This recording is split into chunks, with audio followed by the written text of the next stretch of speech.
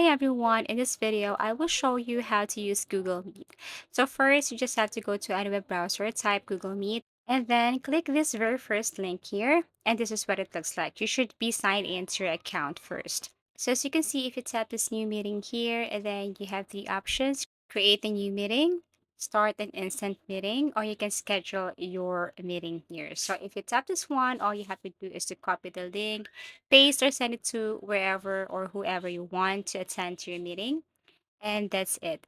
Now, if you tap this instant or start an instant meeting, it will take you directly to your Google Meet and you must be ready for that. And then, you can just let people enter your meeting if you want once you have shared your link. So as you can see, if you tap the start an instant meeting, you have to allow your camera, microphone. Your camera must be working properly. And then if you want to share again the link, you can click this add link right here. And then here you see the people or those who want to join to your meeting. You just have to add them. Okay.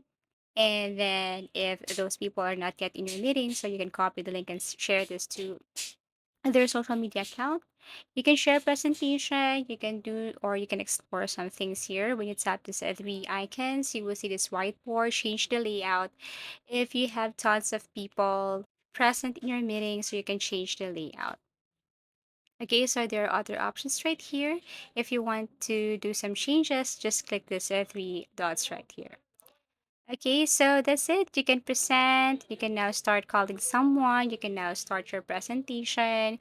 You can message your group if you tap this text box right here.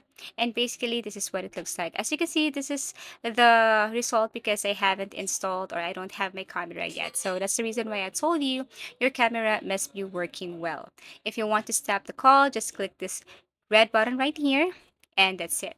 I hope this video helped you. If you want us to create or if you want another topic for our tutorial, please do comment down below. Please do like and subscribe to our channel and see you again in our next video tutorials.